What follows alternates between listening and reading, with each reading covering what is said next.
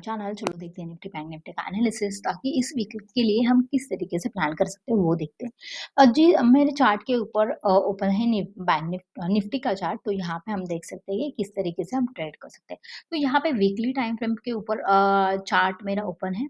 तो यहाँ पे हम किस तरीके से प्लान कर सकते हैं वो देखते हैं। जिस तरीके से यहाँ पे होल्ड लिया है ये थोड़ा सा पॉज कैंडल है। तो ये पॉज कैंडल का क्या होता है, हम अनुमान क्या लगा सकते हैं। ये पॉज कैंडल है, या तो ये कंटिन्यूएशन में जा सकता है या तो ये डाउन साइड आ सकता है। तो ये इंडिसिसिव कैंडल है। जिस तरीके से इसने कैंडल बनाई है इसको स्पिनिंग टॉप कैंडल बोलते हैं, और ये स्पिनिंग टॉप कैंडल का जब तक हाई या लो क्लोज होता नहीं है, तो हाई या लो के ऊपर क्लोज नहीं देता तब तक हम एक कोई भी जो है अनुमान नहीं लगा सकते कि ये बाइंग के लिए जाएगा सिनारियो या सेलिंग के लिए। पर जिस तरीके से जिस लेवल के ऊपर ये ट्रेड कर रहा है, हालाँकि ये पॉज़िटिव लेवल में है। तो हम इसको किस तरीके से हम पॉज़िटिव मानेंगे, जब 22,060 के ऊपर मार्केट निकलेगा 22,060 के ऊपर, तो वो स्ट्रॉन्ग बुलिश दिखाई देगा, क्योंकि यहाँ पे जो है शायद 60 के ऊपर जो है एक हाई लगाया था, और उसके बाद जो है मार्केट थोड़ा-सा नीचे की साइड मूवमेंट इसने दिए है। ये और यहाँ पे क्या हो रहा है, दूसरा पॉइंट ये हमें ध्यान में रखना होगा कि ये पॉइंट से ही फिर से सेलिंग आ रही है। यानी कि ये लेवल हाई जो है ये डिफेंड हो रहा है, ये भी हमें ध्यान में रखनी है। तो अभी जो है हमारे लिए 2 ही लेवल से इम्पोर्टेंट होंगे, ये डोजे के अपसाइड, मतलब ये वीक, और नीचे की साइड की वीक हमारे लिए इम्पोर्टेंट होने वाली है। यानी कि नेक्स्ट वीक का ओपनिंग हमें, और ओपनिंग के बाद ये लो ब्रेक कर रहा है या हाई ब्रेक कर रहा है, ये हमारे लिए इम्पोर्टेंट रहने वाला है। तो यहाँ पे ये अगर 22,060 के ऊपर निकलता है तो हमें आने वाले दिनों में, या तो आने आने इस महीने में क्लोजिंग के वक़्त हमें जो एक बुलिश पैटर्न अच्छा खासा दिखाई देगा। और अगर ये गलती से भी इसके नीचे, ये 21,600 के नीचे निकलता है, तो हमें जो है न्यू लो दिखाई दे सकता है, और 20,800 के आस-पास भी ये आ सकता है, और ये हो ये एक बार इसके नीचे ट्रेड करने की कोशिश करेगा, यानी कि 21,200 के नीचे ट्रेड करने की ये कोशिश करेगा। ठीक है, ये हुआ डेली टाइम फ्रेम के ऊपर। तो डेली टाइम फ्रेम के ऊपर जिस तरीके से वो ट्रेड कर रहा है, तो वो बाइंग ज़ोन में है, पर चार्ट ना स्ट्रॉन्ग बाइंग का दिख रहा है, ना स्ट्रॉन्ग सेलिंग का दिख रहा है। तो चलो देखते हैं कि वन डे के टाइम फ्रेम के ऊपर किस तरीके से ट्रेड करते हैं। तो यहाँ पे मैं ओपन कर लेती हूँ वन डे टाइम फ्रेम की वन डे की कैंडल। ओके, तो यहाँ पे जिस तरीके से आज की क्लोजिंग इसने दी है, तो यहाँ पे आप देख सकते होंगे कि एक नीचे की साइड से पुल बैक तो आया है। पर जिस तरीके से ये सेलिंग आने के बाद जिस तरीके से बाइंग दे रहा था, यहाँ पे आप देख सकते हैं। सेलिंग की कैंडल बनाई, एक बाइंग का सिनेरियो बना, पर बाइंग की कैंडल इतनी नहीं अच्छी बनी, पर 50% के आसपास ये बनी है। यहाँ पे भी एक दिन बाइंग आई, उसके दिन अगले दिन सेलिंग आई, पर इसको जो है नेक्स्ट कैंडल ने जो है कवर अप कर लिया, और ये फिर से बाइंग के साइड गई। ठीक है, तो यहाँ पे आज का सिनेरियो क्या है, मतलब फ्राइडे का सिनेरियो क्या है वो देखते हैं। यहाँ पे एक सेलिंग की कैंडल आई थर्सडे के दिन, उसके बाद जो है एक पॉज कैंडल इसने बनाई है, ये ना ही बाइंग की कैंडल है, क्योंकि बाइंग की कैंडल हम कब इसको मानते हो, और स्ट्रॉन्ग बाइंग यहाँ पे 50% के ऊपर इसको क्लोज देना चाहिए था। अगर ये सेलिंग आया है तो उसके ऊपर 50% का क्लोज देते, तो हम थोड़ा सा स्ट्रॉन्ग बाइंग के लिए जाते। तो यहाँ पे स्ट्रॉन्ग बाइंग का सिनेरियो नहीं दिख रहा है, पर यहाँ पे जिस तरीके से इसने कैंडल क्लोज किया, हो सकता है ये पॉज हो, और ये कंटिन्यूएशन में एक जा सकता है, और एक बहुत बड़ी कैंडल जिस तरीके से यहाँ पे हमें कैंडल दिखाई दी, उसी तरीके से और एक कैंडल हमें दिखाई दे सकती है निफ्टी में। तो देखते हैं 15 मिनट्स के टाइम फ्रेम के ऊपर किस तरीके से हम ट्रेड कर सकते हैं। तो यहाँ पे हाँ, 15 मिनट का कैंडल का मैं रीसेट कर लेती हूँ। हाँ, तो यहाँ पे हम देख सकते हैं कि एक डब्ल्यू पैटर्न बनाने की कोशिश की, पर यहाँ पे इसका मतलब ब्रेकआउट बहुत ही हार्डली दे पाया है। यहाँ पे इस जिस तरीके से इस कैंडल ने ब्रेकआउट दिया है, ऐसा हम बोल सकते हैं। तो यहाँ पे जो जिस तरीके से इसने ब्रेकआउट दिया वो अच्छी कैंडल नहीं है, क्योंकि फिर से ऊपर से के साइड से सेलिंग आ चुका है। तो यहाँ पे ये जो ज़ोन होगा, ये 775 से लेके 21,675, ये 100 पॉइंट्स का ज़ोन जो होगा वो वोलेटाइल ज़ोन हो सकता है।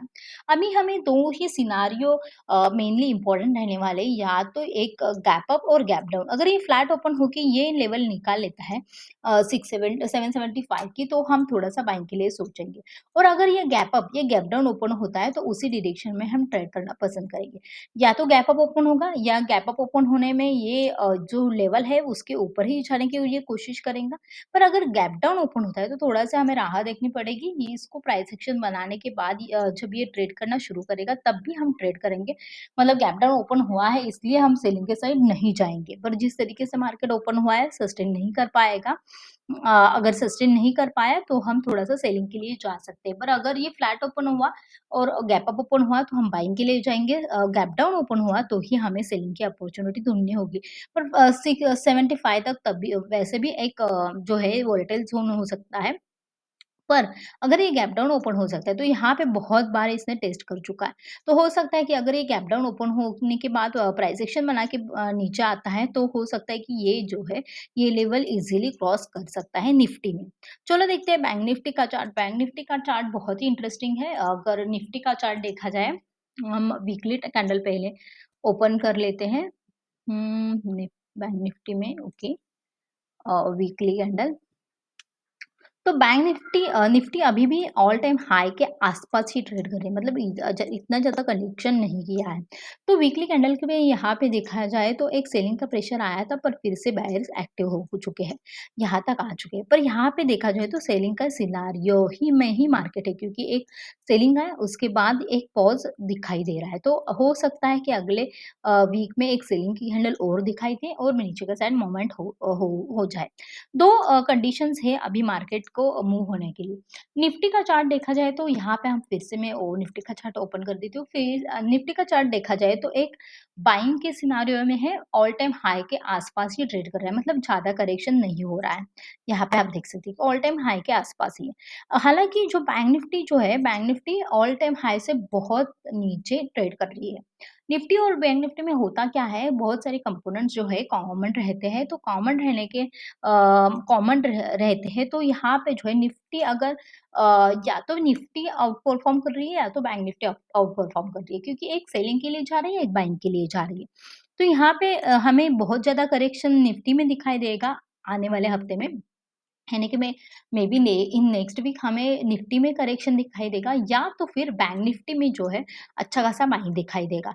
निफ्टी के कंपैरिजन में एक बहुत बड़ा बाइंग होता हुआ हमें बैंक निफ्टी में दिखाई दे सकता है क्योंकि निफ्टी तो ऑल टाइम हाई पे वैसे भी ट्रेड कर रहे हैं पर बैंक निफ्टी इतना ट्रेड नहीं कर रहे हैं तो हो सकता है एक रिकवरी बैंक निफ्टी में अच्छी खासी आए और दोनों भी सिंक हो जाए क्योंकि दोनों का सिंक्रोनाइजेशन बहुत ही मतलब रहता है पर अगर ये सिंक्रोनाइज़ नहीं होते तो एक लेवल पे आके दोनों भी सिंक्रोनाइज़ हो सकते हैं। तो एक तो सेलिंग के लिए हमें अपॉर्च्युनिटी मिलेगी निफ्टी में या तो बाइंग की अपॉर्च्युनिटी मिलेंगी बैंक निफ्टी में। तो चलो देखते हैं कि किस तरीके से हम ट्रेड कर सकते हैं। जाते हैं वन डे के टाइम फ्रेम के ऊपर। वन डे के टाइम फ्रेम के ऊपर जाते हैं तो फ्राइडे का दिन बहुत ही अच्छा था क्योंकि सेलिंग के 50% से भी जिस जिस तरीके से थर्सडे को सेलिंग आई थी उसको भी 50% से ज़्यादा इसने रिकवर कर लिया है। तो थोड़ा-सा हम जो है डाइसी सिनेरियो रहेगा रहेगा बाइंग के या और सेलिंग के दोनों के साथ। तो किस तरीके से यहाँ पे देख सकते हैं एक ट्रेंड लाइन जा रही है तो जब तक ये ट्रेंड लाइन क्रॉस नहीं करेगी तब तक हम सेलिंग के लिए सोचेंगे भी नहीं। ज़्यादा एग्रेसिवली सोचेंगे नहीं, ठीक है? चलो देखते हैं 15 मिनट्स के टाइम फ्रेम के ऊपर कि किस तरीके से हम ट्रेड कर सकते हैं। तो 15 मिनट्स के टाइम फ्रेम के ऊपर यहाँ पे जो है चार्ट बहुत ही स्ट्रॉन्ग गया है। मतलब मेरा भी आज थर्सडे फ्राइडे के दिन एक बाइंग का व्यू था पर तभी भी मेरा एसएल हिट हो गया है। मेरा कितना एसएल हिट हुआ ये आपको देखना होगा तो आप शॉर्ट में जाके ज़रूर देख चेकआउट कर सकते हो। तो यहाँ पे 60% ये जो है रिट्रेसमेंट हो चुकी है तो 60% रिट्रेसमेंट बहुत ही ज़्यादा रिट्रेसमेंट होती है। तो यहाँ से ट्रेंड नीचे आया उसके बाद ऊपर गया तो यहाँ पे हमने 2 लेवल्स मिल सकते हैं। मुझे लगा था कि 45,500 विल बी द रेजिस्टेंस पर ये हुआ नहीं। तो 45,500 के ऊपर भी ब्लो क्लोजिंग मिले, 634 को हमें क्लोजिंग मिली है और यहाँ पे 700 की क्लोजिंग दिखाई दे रही है, पर 634 को क्लोजिंग मिली है। तो जैसे ही ये 700 को क्रॉस कर लेता है फ्लैट ओपन होने के बाद, तब हम सेलिंग के लिए जाएँगे। बाइंग के लिए जाएँगे और सेलिंग के लिए कब जाएँगे? सेलिंग के लिए यहाँ पे 45,200 जिस तरीके से डिफेंड कर चुका है, तो उस तरीके से हम 45,200 के नीचे ही सेलिंग के लिए जाएँगे। जो लेवल्स हमारे लिए थोड़े-से दूर होंगे, पर ये लेवल भी पॉसिबल है अगर ये गैप डाउन ओपन होता है 500 या 400 के आसपास ओपन होता है दैट इज़ -200 या 250 पॉइंट्स हम बोल सकते हैं, 250 पॉइंट्स ओपन होता है और प्राइस एक्शन बनाने के बाद नीचे जाता है, तो हमें जो है अच्छे खासे टारगेट नीचे के साइड भी मिल सकते हैं। सकते हैं। तो यहाँ पे पर जिस तरीके से इसने क्लोजिंग दी है 60% ये रिकवर हो चुका है। तो हम क्लोजिंग को स्ट्रॉन्ग मानेंगे और बाइंग के लिए व्यू रखेंगे। पर अगर ये सेलिंग के लिए गैप डाउन ओपन होता है तो थोड़ा-सा हम सेलिंग के लिए व्यू भी रख सकते हैं, ठीक है? तो ये हुआ निफ्टी और बैंक निफ्टी का एनालिसिस ये वीक के लिए। आपको ये वीडियो कैसा लगा वो कमेंट बॉक्स में ज़रूर बताना, लाइक करना, शेयर करना, सब्सक्राइब करना। Thanks for watching, bye bye.